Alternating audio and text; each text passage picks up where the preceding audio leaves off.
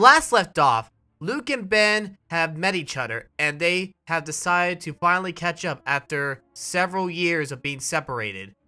At the time, Ben admitted that he had held a grudge against his own father because he felt abandoned.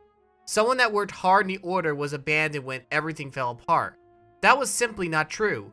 He actually cut himself from the Force from his own father because he did not want to be close to him due to his anger. Luke understood completely, and they worked to reconcile their relationship as father and son. However, their connection to the Force reignited Jason, aka Kylo Ren, the nephew of Luke and cousin of Ben. So he decided to go on a journey to get to his own uncle and try to take him down. Meanwhile, the Resistance is on Coruscant. During this time, Rey was being trained by Leia and Finn was being trained by Han Solo, but they alternate from time to time because Han believed that a lightsaber is not enough because he has very, very high doubts about the Force.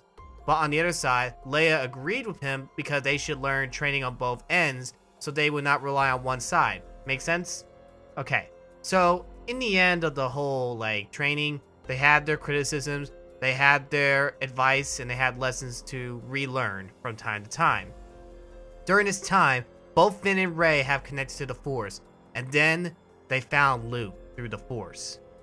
Unfortunately though, they also felt Kylo Ren, so they decided to get to Luke on the island. However, the Millennium Falcon was a no-go because the Millennium Falcon was going to be used in an upcoming battle should there be one over Coruscant. And also, there was a new ship that was being built called the Dameron. The Dameron was there to commemorate Poe Dameron, who sacrificed his life for the Resistance in the hands of Kylo Ren. So the Dameron, a new custom ship, was sent to go to the island. It was a race against time though, as Kylo Ren was going on his own personal shuttle to go get to his uncle. But as he was getting there, something stopped him. He felt another presence. Someone else was also going there, but he was very scared. He had not heard from this person in a long time, and he thought she was dead. Meanwhile, the Resistance, knowing that there was going to be a battle, decided to prep up.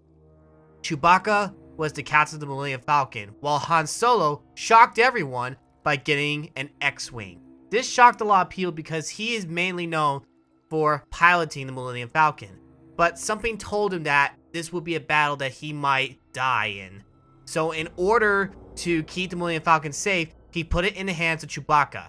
Chewbacca made some pretty bold moves. He called in Admiral Akbar and some of his men to join him, and R2-D2 and C-3PO to help him out as well. R2-D2 helped with the computer and tracking on the Falcon. C-3PO helped with translation in case there was some foreign translation whatsoever, and they needed to keep him safe. And Chewbacca just needed a second set of eyes, so Admiral Akbar was basically in command. Lando was not there because he was still on Cloud City. We'll get to that in a moment. So during this whole thing, Luke had talked to Rey and Finn, as well as learning that there is someone else. Ben also got into conversation with both of them and was very impressed with their Force abilities and their stories. Finn's story was revealed to be very tragic. He was taken from his parents as a young boy, and as a result, he was trained in the Empire, well, First Order. During this time, he was part of the cleaning crew, but he also had training in blasting, and he had training in, well, self-defense. Over time, he would later secretly learn to meditate. This was eventually pointed out, but Captain Phasma was not very happy when she found out Finn had defected to the Resistance. So she wanted to go after him, but she would later find out he wasn't there in the battle, it was elsewhere. But Captain Phasma had decided to one day and swore revenge to find Finn and take care of him once and for all. Meanwhile, Snoke and Kylo Ren had a very, very harsh discussion.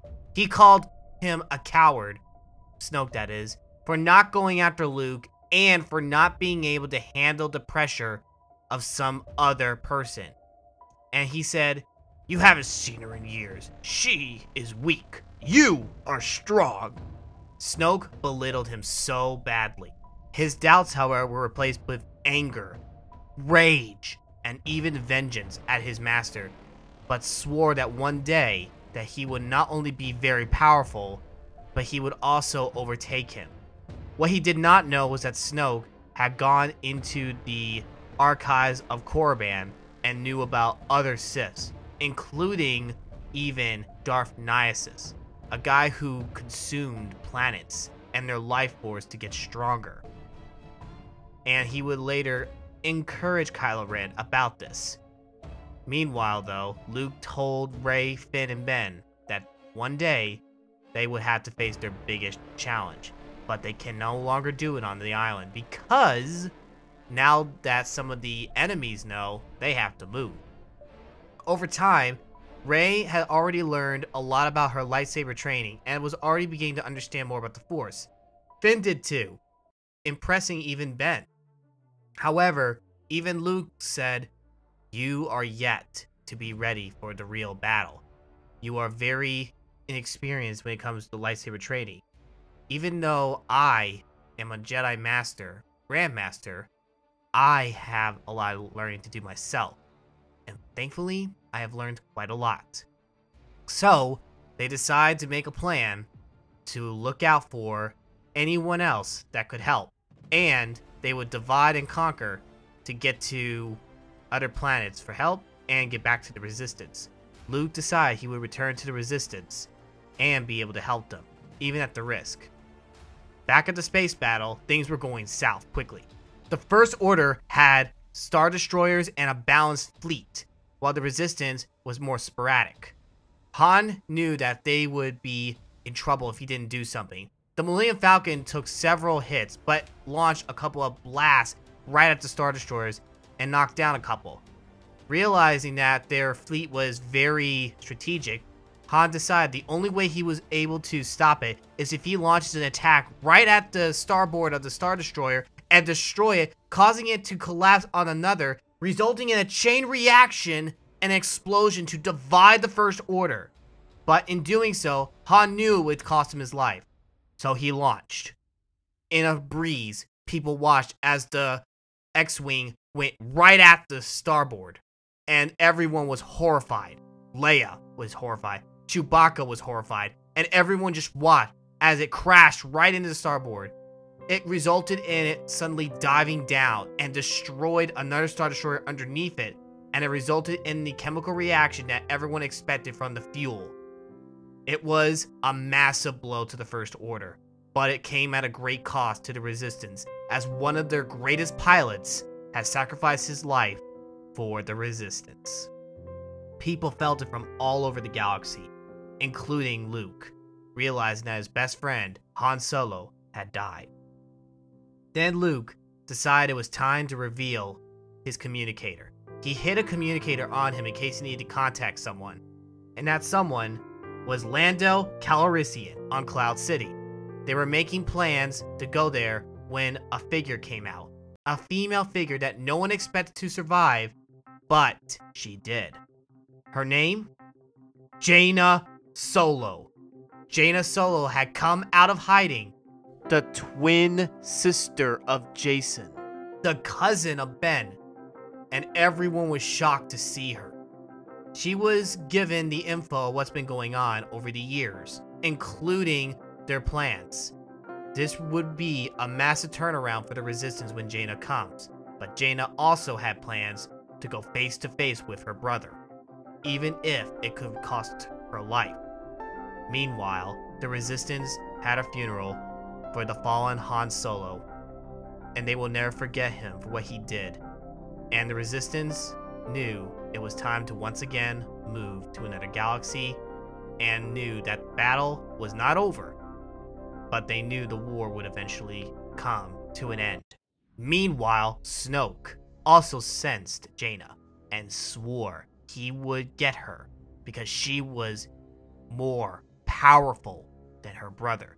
He sensed her doubts, her weaknesses, her anger, and he wanted to entice her to the dark side.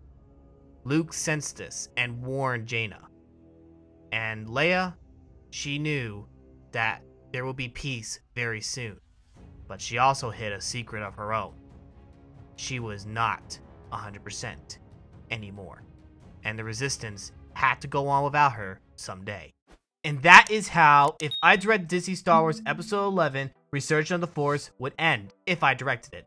And honestly, this one took a lot of thought to do, and that's why it took a long time to even consider it. But I'm finally able to get it out. Thank you for watching. Check the playlist or podcast. And also be sure to check out my channel for other content I do. I'll see you next time. God bless you, rock. Don't forget it.